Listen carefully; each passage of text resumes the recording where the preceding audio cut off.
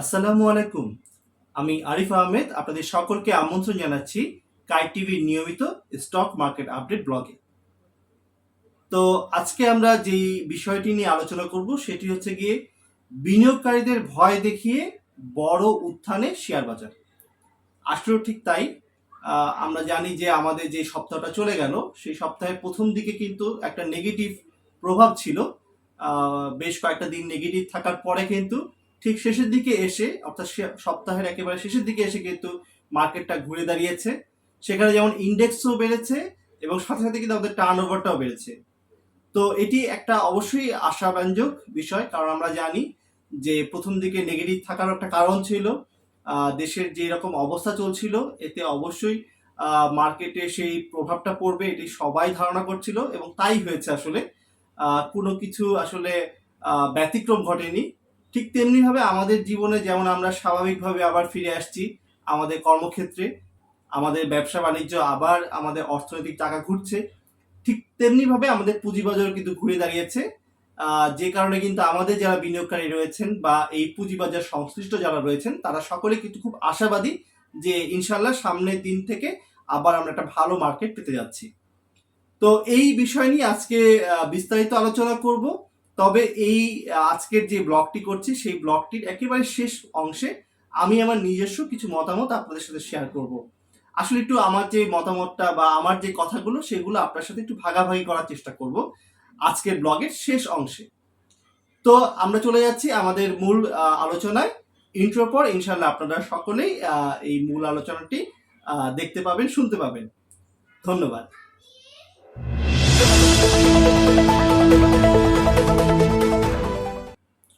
অসংখ্য ধন্যবাদ আমার ইউটিউব চ্যানেল অথবা আমার ফেসবুক পেজ কাই টিভিতে আসার জন্য।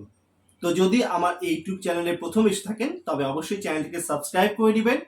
আর যদি এই মুহূর্তে আপনি এই ভিডিওটি ফেসবুকের মাধ্যমে দেখতে থাকেন তবে অবশ্যই আমার কাই টিভি পেজটিকে ফলো এবং সাথে লাইক দিয়ে রাখবেন।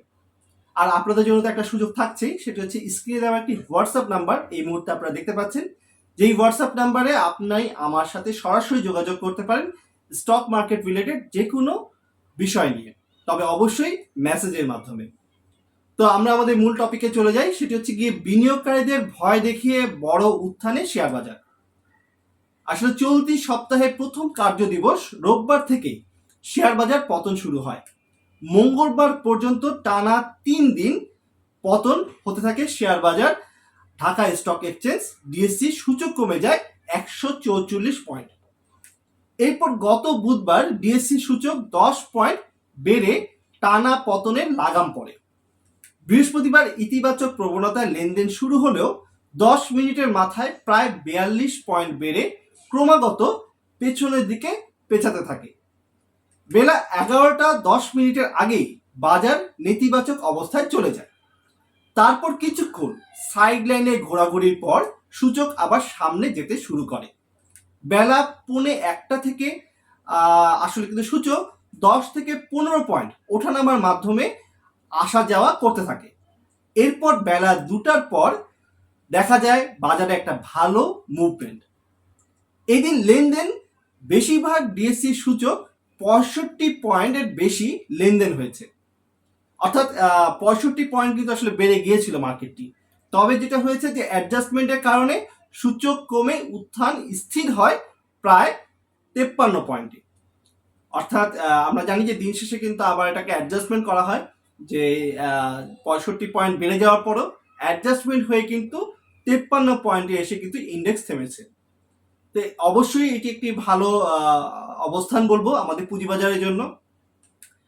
যেমনটি আসলে আমরা শুনছিলাম যে আমাদের বুধবারে কিন্তু আসলে মার্কেট পড়াটা শেষ হয়, সেদিন কিন্তু 10 পয়েন্ট বাড়ে, খুব অল্প পয়েন্ট বাড়ে। তবে যেটা বড় কথা সেটা হচ্ছে কি যে পতনটা হচ্ছিল সেই পতন থেকে কিন্তু বুধবারই মার্কেটটা ঘুরে দাঁড়িয়েছে এবং পরবর্তী বৃহস্পতিবার কিন্তু নানা জল্পনা কল্পনার মধ্য দিয়ে আমরা দেখেছি একটা লম্বা সময় কিন্তু তারা সাইড লাইনে ছিল, অর্থাৎ এই যে 15 থেকে 10 পয়েন্ট উঠে নামে এই জিনিসটাই চলছিল একটা একটা অনেক লম্বা সময় ধরে।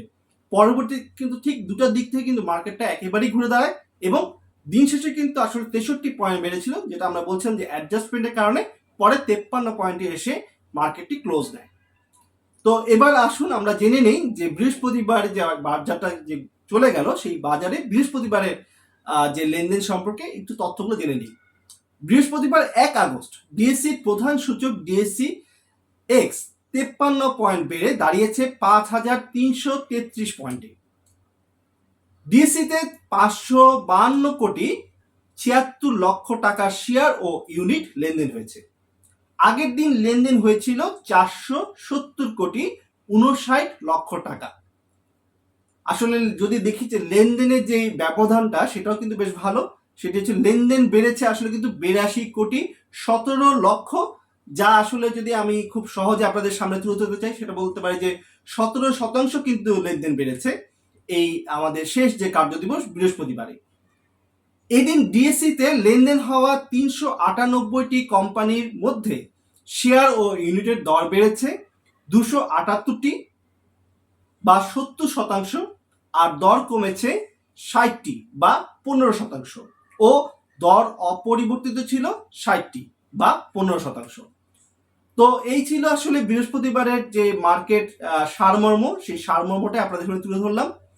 তো একেবারেই প্রথমে যেটা বলেছিলাম যে আমি ঠিক এই ভিডিওর শেষের দিকে আমার কিছু মতামত আপনাদের সাথে ভাগাভাগি করতে চাই।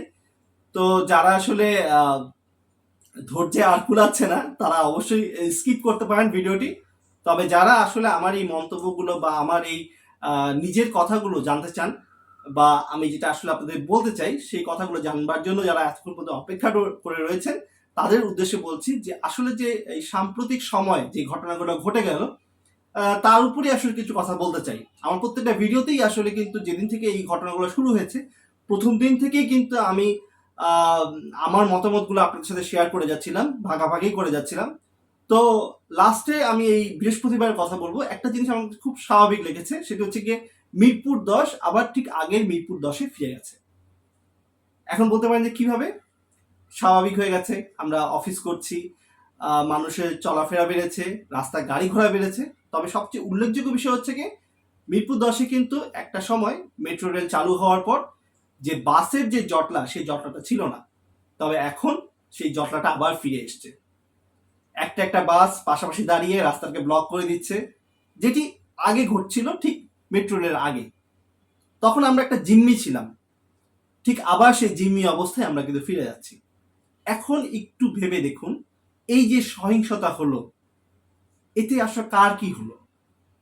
আমরা আমাদের দেশের কিছু সন্তানকে হারালাম, কিছু ছাত্রদের হারালাম, যারা আসলে আমাদের ভবিষ্যতে আমাদের দেশকে সামনের দিকে এগিয়ে নিয়ে যেত। কিছু উজ্জ্বল নক্ষত্রকে হারালাম, কিছু মা বাবা তাদের সন্তানকে হারালেন,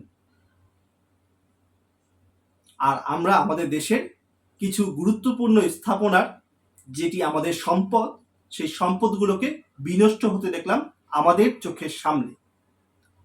যেই মিরপুরে এই মেট্রো রেলের জন্য বছরের পর বছর সাধারণ জনগণ কষ্ট করেছে এই উন্নয়ন কাজের সময়, শুধুমাত্র একটি স্বপ্ন নিয়ে যে এই মেট্রো রেলে করে একদিন তারা মতিঝিল পৌঁছাবে, তাও আধা ঘন্টার মধ্যে।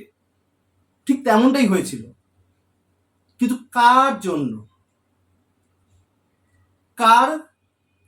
কার এখানে স্বার্থ উদ্ধার হলো এই মেট্রো রেলকে বিনষ্ট করে? সেই সাধারণ লোক আবার জিম্মি হয়ে গেছে। আমি মনে করি সাধারণ মানুষ এখন আর বোকা নেই। সাধারণ মানুষ খুব অসাধারণ চিন্তা করা ক্ষমতা তাদের মধ্যে চলে এসছে। ঠিক যে জিনিসটা সাধারণ মানুষ চিন্তা করতে পারে সেটি অবশ্যই প্রশাসনও জানতে পারে। আমি মনে করি প্রশাসনকেও এই বিষয়ে নজরদারি করা উচিত, যে এই সকল সহিংসতার ফলে, এই সকল লুটতারাজের পর কারা বেশি লাভবান হয়েছে। আমি মনে করি তাদেরকে চিহ্নিত করতে পারলে তাহলে পরে সামনের দিনগুলোতে আমরা আর এইসব জিনিসগুলো, এইসব ঘটনাগুলো আর দেখব না। ঠিক তেমনিভাবে আরেকটা প্রতিষ্ঠানের কথা বলি, মিরপুরে অবস্থিত বিআরটিএ। আমার মনে আছে আমি এবং আমার বাবা, মানে আমার বাবার যখন গাড়ি ফিটনেস করাতে যেতাম, তখন কিন্তু সকাল 7টার সময় যদি ওখানে উপস্থিত হতাম, সন্ধ্যা 7টার সময় সেখান থেকে বের হতে পারতাম, অর্থাৎ টানা 12 ঘন্টা সেখানে আমরা লাঞ্চ করতাম। সেখানে সারাদিন কষ্ট করতে হতো, তখন তো এত ফ্যাসিলিটিসও ছিল না, রোদের মধ্যে গাড়ি নিয়ে বসে থাকা, যদি আমরা দালালকে টাকা না দিতাম। আর আমার বাবা এই ব্যাপারে খুব স্ট্রিক্ট ছিলেন। তিনি চাইতেন যে আসলে এই মধ্যভোগী যারা রয়েছে তাদেরকে তাদেরকে যাতে তাদের দ্বারা যাতে কোনো কাজ না হয়, কারণ তার মধ্যে একটা কাজ করত যে যদি এই সব দালালদের দিয়ে কাজ করানো হয় তাহলে ওই কাজটা সঠিক হয় না। যদিও এটি আসলে ভুল, তা প্রমাণিত হয়েছে অনেকবার। পরবর্তীতে আমার কষ্ট দেখে আমার বাবা কখনো কখনো এই দালালদের কাছে তাদের চাওয়া যে অর্থ সেটা দিয়ে কিন্তু পরে সেই এই 12 ঘন্টার কাজকে 2 ঘন্টা করে করে নিয়ে এসছে। শুধুমাত্র সে চায়নি যে আসলে আমরা এইভাবে কষ্ট করি বা আমি এইভাবে কষ্ট করি। তো এবার যেটা জানতে পেরেছিলাম যে বিআরটিতে তারা কিন্তু ডিজিটালাইজড হয়েছে, অনেক নতুন যন্ত্রপাতি এসছে, যার মাধ্যমে একটা গাড়ি শুধুমাত্র 20 থেকে 30 মিনিটের মধ্যে একেবারে ইন করবে, ওখানে মেশিনে দাঁড়াবে, ওই রুমের মধ্যে ঢুকবে, সেখানেই ফিটনেস করা হবে, সেখানেই সবকিছু চেক করা হবে, গাড়ির স্পিড থেকে শুরু করে কোনো কিছু ত্রুটি আছে কিনা তা একেবারেই ডিজিটালাইজড ভাবে সেখানে কাজটি করা হবে, এবং পরবর্তীতে ওখানেই নাকি স্টিকার প্রিন্ট হয়ে সেই স্টিকার দিয়ে দেওয়া হবে গাড়িতে। যদিও আমার এটা করার সৌভাগ্য হয়নি, কারণ এর আগেই তো এই ধ্বংসযজ্ঞ চালানো হয়েছে বিআরটিতে। তো বিআরটিতে এই কাজটি করানোর জন্য কিন্তু দালালদের ধরতে হতো, যেমনটি আমাদের পরবর্তীতে ধরতে হয়েছে। তো এই দালালদের কিন্তু একটা বড় দৌরাত্ম্য রয়েছে বিআরটিতে। তো এখন এই বিআরটির এই সকল সম্পদ ধ্বংস করার ফলে আবার সেই আমরা অ্যানালগ যুগে ফিরে গেলাম। এই অ্যানালগ যুগে ফিরে যাওয়াতে কার লাভ হলো, এই প্রশ্নটা আপনাদের কাছে রাখছি। সাথে সাথে আশা রাখবো যে প্রশাসন এই বিষয়ে নজরদারি করবে, কারণ আমরা চাই না আসলে এই দেশটা এইভাবে পিছিয়ে যায়। এই দেশটাকে সামনে আগাতে অনেক কষ্ট করতে হয়েছে, আর যদি এই দেশটাকে ভালো নাই বাসতাম তাহলে এই দেশে আসলে থাকতাম না। আমার অন্য অনেক বন্ধু বা অনেক বড় ভাইদের মতন দেশের বাইরে থেকে ফোন দিয়ে বলতাম তোদের দেশটা পচে গেছে, এই দেশে আর কিছু হবে না, কিন্তু তা করিনি, এই দেশেই রয়েছি। তাই এই দেশে ভালো হোক এটাই আমরা চাই, বরঞ্চ চাই যারা এই দেশকে